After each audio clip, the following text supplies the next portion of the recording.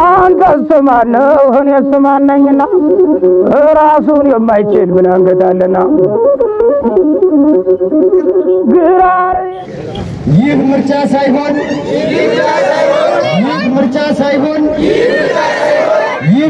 ሳይሆን በህዝብ ሰቆቃ ላይ የሚተወን ድራማ ነው። አብይ አህመድ ዘር አጥፊ ነው። የምርጫ ህግ በጦርነት ውስጥ አይሰራም። ጦርነት ይብቃ። የሽግግር መንግስት ይቋቋም። አማራም ራሱን ይከላከላል። ያገዛዙ የውሸት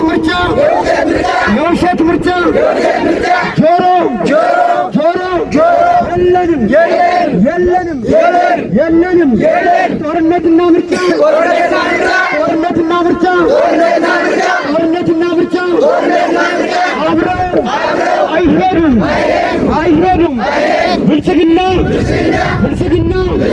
ብልጽግና የህልውናችን ጠላት ነው።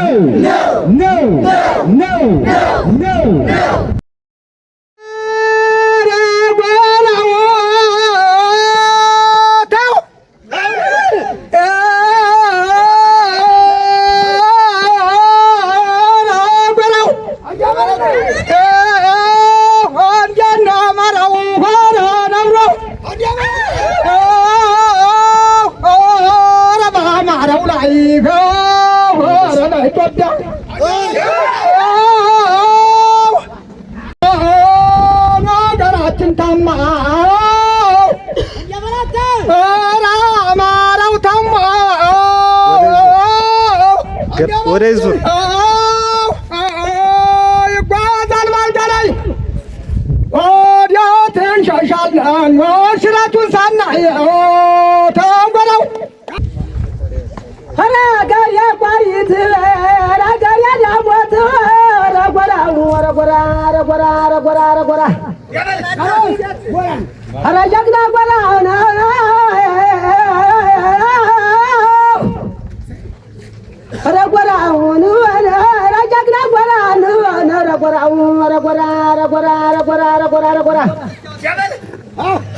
ሀገር ያንዘግደመ ሀገር የዳወት ወረ ጀግናውን አለኝ ረፋኑን አለኝ ጀግናውን አለኝ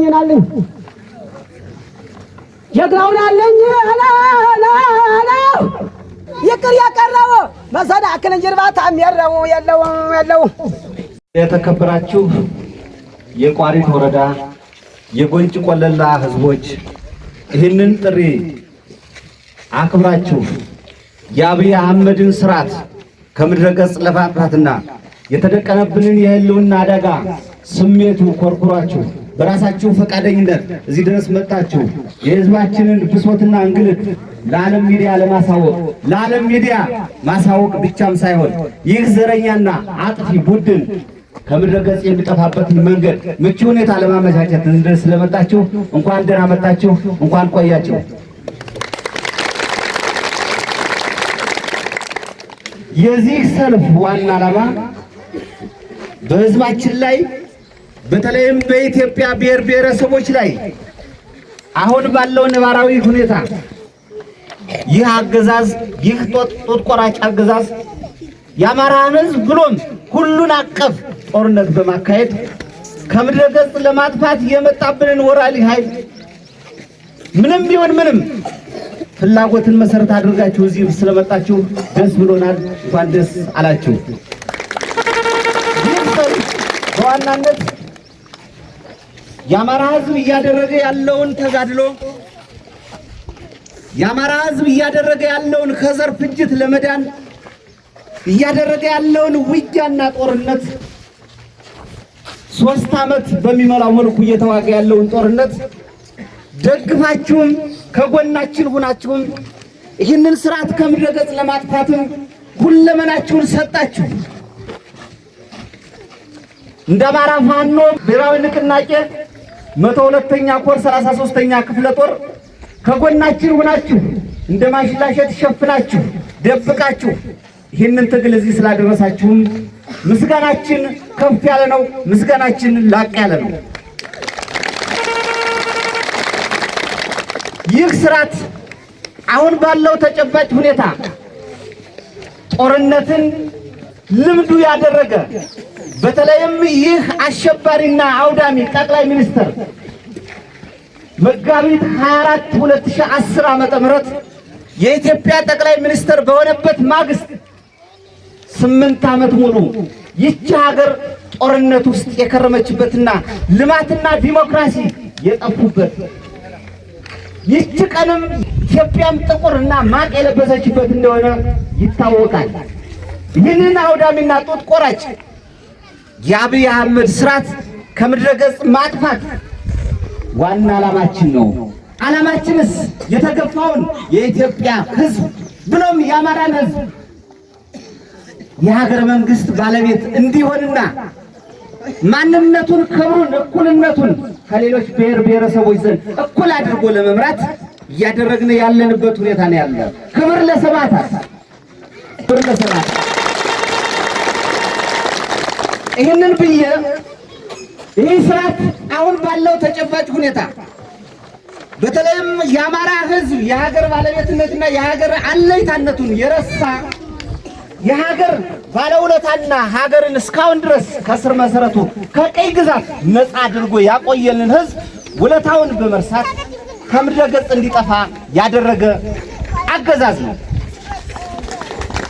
ይህ አገዛዝ አሁንም ቢሆን ለተጨማሪ መፈናቀል፣ ለተጨማሪ እልቂት፣ ለተጨማሪ ሀብትና ንብረት ውድመት አገዛዙ አሁን ላይ የምርጫ እንቅስቃሴን እያደረገን ያለው ጦርነት አለ፣ ምርጫ አለ ብሎ የሚያማኝ ጦርነትና ምርጫ በፍጹም የማይገናኙ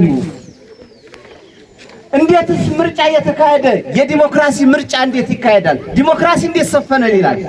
ስለዚህ ይህ አገዛዝ አሁን ባለው ተጨባጭ ሁኔታ ተጨማሪ ድል የምንሰጠው ከሆነ ከዚህ በላይ የአማራን ሕዝብ እሴቱን፣ ማንነቱን፣ ወጉን፣ ባህሉን ለማጥፋት የመጣ ስለሆነ ሁላችንም በነቂስ ልንረባለን፣ ሁላችን በነቂስ ልንሳተፍ ይገባል። ለመስዋዕትነት ዝግጁ መሆንም አለብን ብዬ አስባለሁ።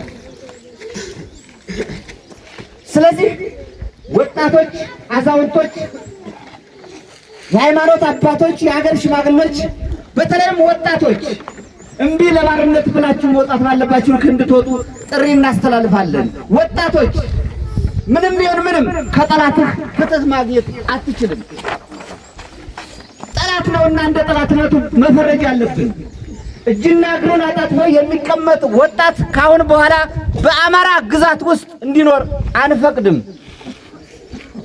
ይህ ጠላት ተጨማሪ ጊዜና እድል የምንሰጠው ከሆነ ከምድረ ገጽ እንጠፋለን፣ ማንነታችን ይጠፋል። ስለዚህ የህልውና ትግላችንን እውን አድርገን ኢትዮጵያ ታፍራና ተከብራ እንድንኖር በክንዳችን ማረጋገጥ አለብን ማለት ነው። ስለዚህ ዛሬ ካልሆነ መቼም፣ እኛ ካልሆን ማንም በሚል አንኳር ነጥብ ትግላችንን እውን እናደርሳለን። አዲስ ትውልድ፣ አዲስ አስተሳሰብ፣ አዲስ ተስፋ። አመሰግናለሁ።